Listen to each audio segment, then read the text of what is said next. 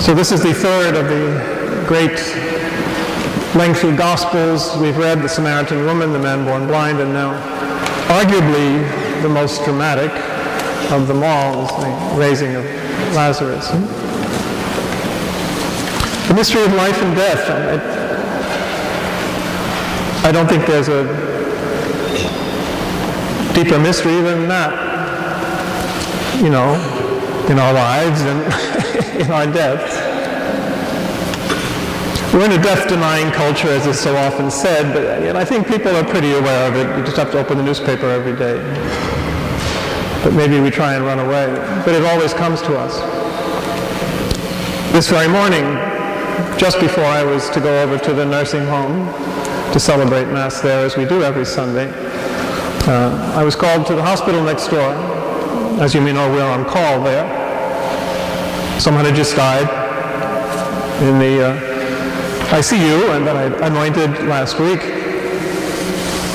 And the family was there, mourning, of course, just like Martha and Mary. It's very striking. It's an ever-present mystery with us.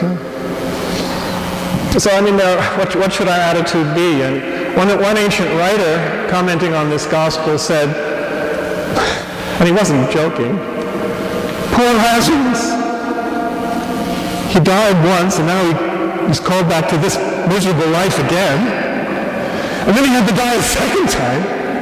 Really? This was a favor?" So you can understand that partly, and yet life is so precious. And you see people mourn, of course. It's a loss, it's a pain, it's tearing at their hearts, losing a loved one and then dying themselves. And the shortest verse in the New Testament is in today's Gospel. Jesus wept. And what more do you need to say in terms of not only Jesus' humanity, but the depth, perturbed in spirit, as it says he was twice, how much this mystery does reach the very depths of our humanity. But yet, as has been said very well, and I've quoted this before, if you die before you die, you won't die when you die. In other words, if you get acquainted with death beforehand, when the time inevitably comes, sooner or later, and we don't know, it will be okay. It will be a gentle passage. Even if we get hit by a car, we'll be ready. We'll be ready. And how so? Well, what do I mean? Well, not just be aware that this is a rather normal rhythm of creation that we can abandon ourselves to. It's been said very well that the opposite of death is not life, but birth. Birth and death. Whatever is born dies eventually. It's just the rhythm of things. We don't have to rebel against it. It doesn't do any good. And there's something okay about it because it's the rhythm of the universe, the rhythm of God's own plan for us.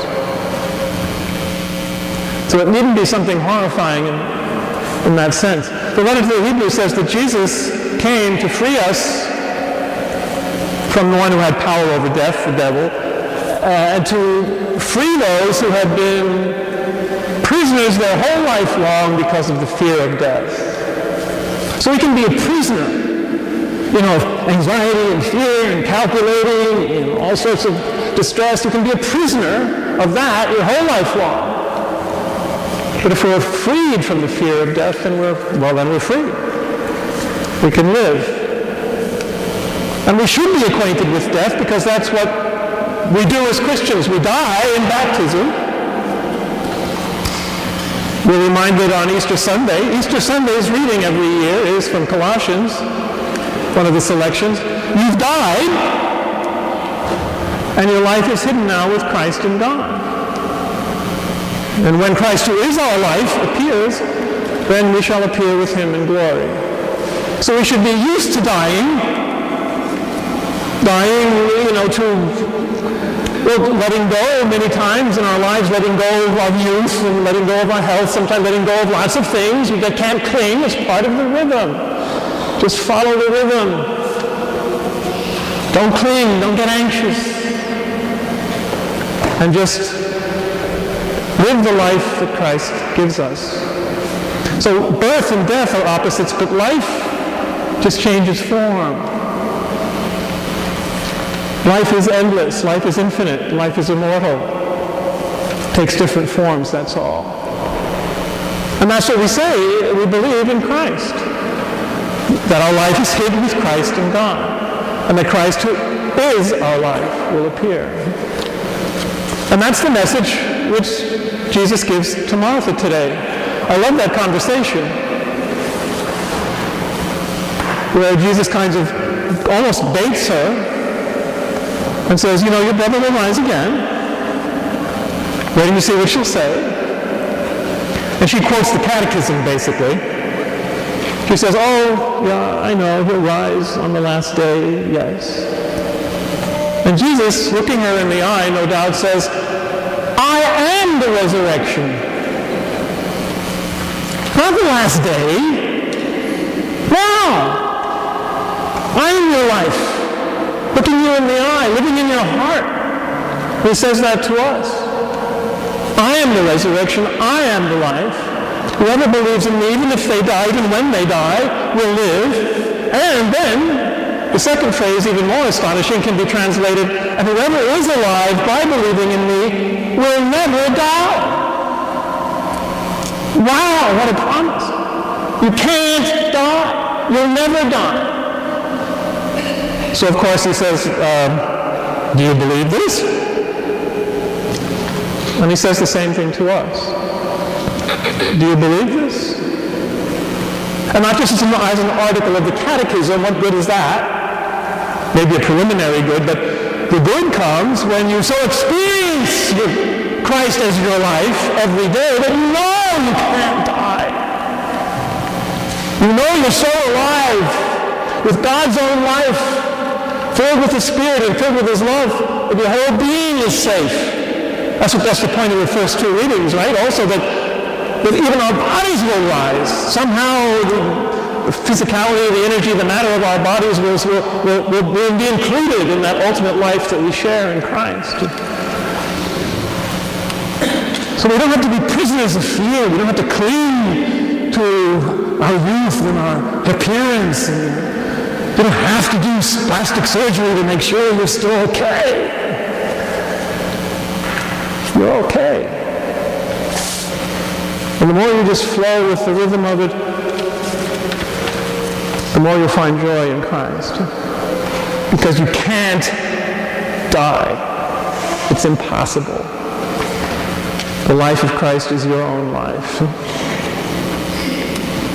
So of course, yes, experiencing the beauty and the joy and the marvel of life, of being alive on all these levels, we have an enhanced appreciation of life. And we want to preserve life, yes, and further life and promote life in every possible way, a civilization, an ethic of life. Absolutely, as we try to say in the church. Every stage of life, every moment of life is precious. We want to weep as Jesus did over any loss of life, any kind of oppression, any kind of reducing or disrespect for life on any level, even for the environment, of course, included. But when the time comes to let it go, in a loved one, or in a moment of your own life, or in your own physical life, let it go. Into your hands I commend my spirit. I know I can't die. I've already experienced the deepest kind of life, and I know by experience, not just by quotes faith, that I can't die. What freedom is that? Wow. And it's possible for us. I just want to close with a poem that I love by Walt Whitman, great American mystic, in case you didn't know. Written at the time of the assassination of President Lincoln. When my wax last in the dooryard bloomed, So I'll just quote a few lines which give an appreciation of death which you might not really be familiar with. And yet it's what I'm trying to say. Come, lovely and soothing death. Undulate round the world, serenely arriving, in the day, in the night, to all, to each, sooner or later. Delicate death.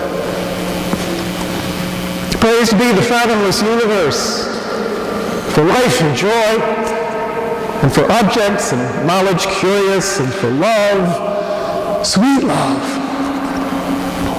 But praise for the sure enwinding arms of cool enfolding death.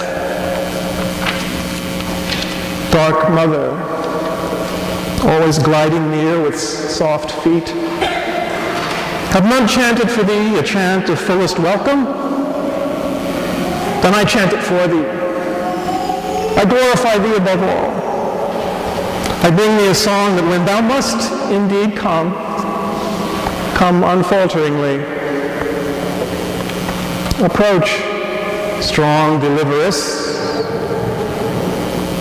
When it is so, when thou hast taken them, I joyously sing the dead, lost in the loving, floating ocean of thee, laved in the flood of thy bliss, O death.